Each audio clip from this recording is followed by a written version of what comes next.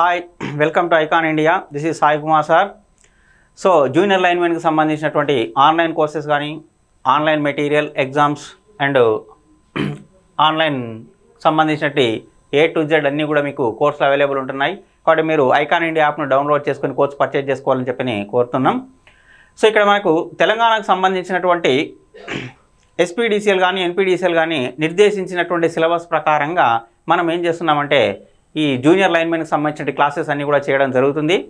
So మరి దీనికి సంబంధించినటువంటి సిలబస్ ఏంటి అని మనం గత క్లాస్లోనే మనం సిలబస్ గురించి డిస్కస్ చేసాం. సో అందులో భాగంగా మనకి ఇప్పుడు ఫస్ట్ యూనిట్ ఏంటిది అంటే ఫండమెంటల్స్ ఆఫ్ ఎలక్ట్రిసిటీ. మరి ఏంటి ఆ ఫండమెంటల్స్ ఆఫ్ ఎలక్ట్రిసిటీ ఎలా ఉంటుందనేది ఒకసారి దాని గురించి మనం డిస్కస్ చేద్దాం. సో ఇక్కడ ఫస్ట్ యూనిట్ మనకి ఫండమెంటల్స్ ఆఫ్ ఎలక్ట్రిసిటీ. సో ఈ లెసన్ డిస్కస్ చేసేటప్పుడు ఇందులో ఉన్న సిలబస్ ప్రకారం ఏంటంటే ఫస్ట్ కొన్ని సేఫ్టీ ప్రికాషన్స్ ఉన్నాయి. మరి ఆ సేఫ్టీ ప్రికాషన్స్ ఏంటి అంటే సో మనం స్తంభాలపై ఎక్కి వర్క్ చేసేటప్పుడు కానీ లేకపోతే బ్యాటరీకి సంబంధించిన వర్క్ చేసేటప్పుడు కానీ లేకపోతే ఫైర్ జరిగినప్పుడు అగ్ని ప్రమాదాలు జరిగినప్పుడు కానీ ఇలాంటి సందర్భాల్లో ఎలాంటి సేఫ్టీ ప్రికాషన్స్ తీసుకోవాలి ఏంటి అనేటువంటి అంశాలపైన మనం ఇప్పుడు దృష్టి పెడదాం.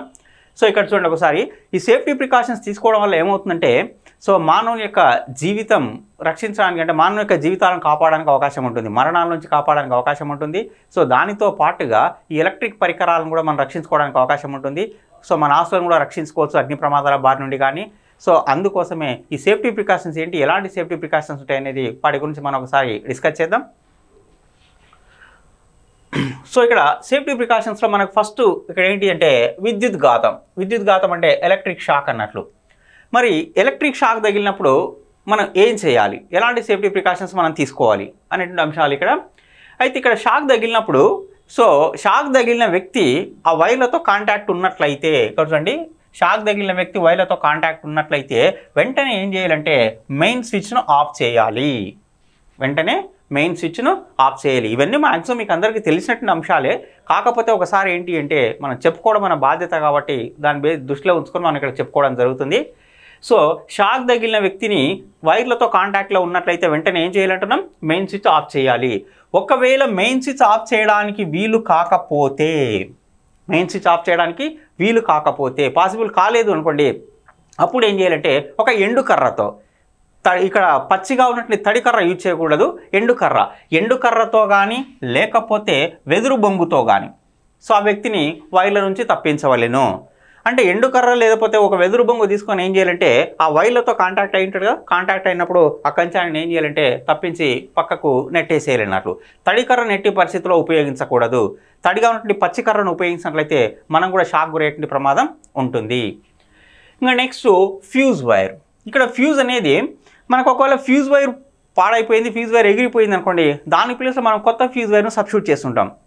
కొత్త ఫ్యూజ్ వైర్ను సబ్స్టిట్యూట్ చేసే ముందు ఏం చేయాలంటే ఇక్కడ మెయిన్ స్విచ్ను ఆఫ్ చేసి పెట్టాలి. మెయిన్ స్విచ్ను ఆఫ్ చేసిన తర్వాతనే మనం కొత్త ఫ్యూజ్ వైర్ను అక్కడ సబ్స్టిట్యూట్ చేయాల్సి వస్తుంటుంది. తర్వాత ఈ టేబుల్ ఫ్యాను లేదా ఇతర ఎలక్ట్రిక్ పరికరాలు అన్నాం. టేబుల్ ఫ్యాన్ కానీ లేకపోతే ఎలక్ట్రిక్ పరికరాలు కానీ ఈ సాకెట్ నుంచి తీసుకేటప్పుడు అంటే ప్లగ్ సాకెట్ నుంచి డిస్కనెక్ట్ చేసేటప్పుడు ఏం చేయాలంటే ప్లగ్ పట్టుకొని డిస్కనెక్ట్ చేయాలి. ప్లగ్ను పట్టుకొని మాత్రమే డిస్కనెక్ట్ చేయాలి, కానీ వైర్లు పట్టుకొని డిస్కనెక్ట్ చేయకూడదు. సాకెట్ నుంచి తీసేటప్పుడు ఏం చేయాలి, ఓన్లీ ప్లగ్ను పట్టుకొని మాత్రం దాన్ని డిస్కనెక్ట్ చేయాలి, కానీ సాకెట్ను పట్టుకొని ఎట్టి పరిస్థితుల్లో వైర్లు పట్టుకొని ఏం చేయాలంటే డిస్కనెక్ట్ చేయరాదు. తర్వాత ఇన్సులేషన్ చేసేటప్పుడు ఏం చేస్తామంటే ఇన్సులేషన్ వైర్లు ఈ ఎలక్ట్రికల్ మిషన్స్కు కనెక్ట్ చేయకూడదు. సో ఇంకా ఇక్కడ ఫైర్ ఎలక్ట్రికల్ అగ్ని ప్రమాదం జరిగినప్పుడు ఎప్పుడు కూడా నార్మల్గా మనం విలేజ్లో ఊర్లలో మనం పరిశీలించేటప్పుడు ఏదైనా ఫైర్ జరిగిందంటే ఫస్ట్ వాటర్ చల్లుతూ ఉంటారు. వాటర్ జరిగిందంటే అది నార్మల్ ఫైర్ అయినప్పుడు మాత్రం మనం వాటర్ పోస్తాం. కానీ ఎలక్ట్రికల్ ఫైర్ జరిగినప్పుడు ఎట్టి పరిస్థితుల్లో వాటర్ పోయరాదు. ఇది గుర్తుంచుకోవాల్సింది, ఎట్టి పరిస్థితుల్లో వాటర్ పోయరాదు. మరి వాటర్ పోయకపోతే ఆ మంటలను ఎలా ఆర్పాలి అంటే అప్పుడు మనం ఏం చేయాలంటే పొడి ఇసుకని యూజ్ చేయాలి. డ్రై శాండ్ పొడి ఇసుక అంటాం కదా, డ్రై శాండ్ పొడి ఇసుకను ఉపయోగించాలి. అది లేకపోతే ఫైర్ ఎస్టింగ్విషర్ను ఉపయోగించాలి. మంటలను ఆర్పేటువంటి పదార్థం, మంటలను ఆర్పేది అంటే ఏమంటాం, లిక్విడ్ కార్బన్ డైఆక్సైడ్ అంటున్నాం. ఫైర్ ఎక్స్టింగ్విషర్ ఉపయోగిస్తారు. కార్బన్ టెట్రాక్లోరైడ్ కానీ సో ఇలాంటి వాటిని ఫైర్ ఎక్స్టింగ్విషర్గా ఉపయోగిస్తారు.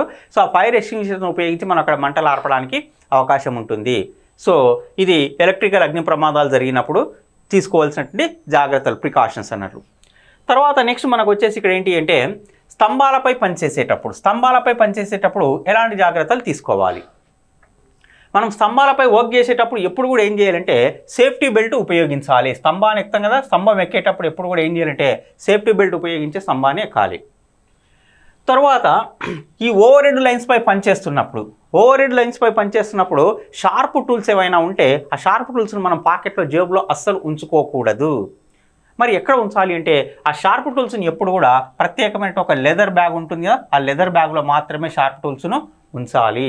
ఎట్టి పరిస్థితుల్లో జేబులో పెట్టుకోకూడదు షార్ప్ టూల్స్ అనేటువంటి మెటల్స్ ఏ ఉన్నా కూడా. అదే ఓవర్ హెడ్ లైన్స్పై పనిచేసేటప్పుడు ఎప్పుడైనా సరే లైన్లో కరెంట్ ఆఫ్ చేయాలి. ఓవర్ హెడ్ లైన్స్పై పనిచేసేటప్పుడు ఏం చేయాలి, ఆ లైన్లో కరెంటును ఖచ్చితంగా ఆఫ్ చేయాలి. ఆఫ్ చేసిన తర్వాతనే ఆ ఓవర్ హెడ్ లైన్స్పై మనం ఎప్పుడైనా వర్క్ చేయాలి.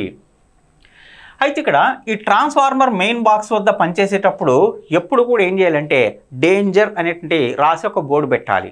లేకపోతే డేంజర్తో పాటు మ్యాన్ అట్ వర్క్ అని చెప్పని రాసి ఒక బోర్డుని అక్కడ ఖచ్చితంగా ఉంచాలి. డేంజర్ మరియు మ్యాన్ అట్ వర్క్ అనేటువంటి బోర్డును తగిలించాలి. సో ఇక్కడ చూడండి ఒకసారి, ఇక్కడ ఇప్పుడు ఒక బోర్డు ఇలా ఉంటుంది ఇది ఒక బోర్డు అనుకోండి, ఇలా ఉంటుంది. సో ఈ బోర్డులో ఏం చేయాలి అంటే సో ఇక్కడ డేంజర్ అని చెప్పని ఇక్కడ రాయాలి. లేకపోతే ఈ బోర్డు పెద్దగా తీసుకున్నప్పుడు ఇందులో మ్యాన్ అట్ వర్క్ అని చెప్పని రాయాలి.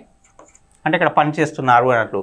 డేంజర్ అంటే అపాయము, అక్కడ దగ్గరికి ఎవరు రాకూడదు అన్నట్లు ఈ బోర్డును, ఈ సూచికలను ఏం చేయాలంటే ట్రాన్స్ఫార్మర్ మెయిన్ బాక్స్ వద్ద అక్కడ ఉంచి తగిలించాలి.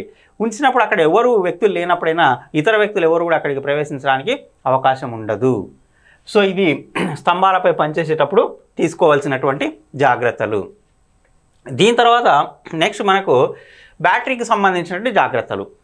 సో మరి బ్యాటరీలకు సంబంధించిన తీసుకోవాల్సిన జాగ్రత్తలు ఏంటి అంటే ఎప్పుడైనా సరే బ్యాటరీని ఛార్జింగ్ చేసేటప్పుడు వెంటిలేషన్ ఉన్నటువంటి గదిలో, మంచి వెంటిలేషన్ ఉన్నటువంటి గదిలో మాత్రమే బ్యాటరీని ఛార్జింగ్ చేయవలెను.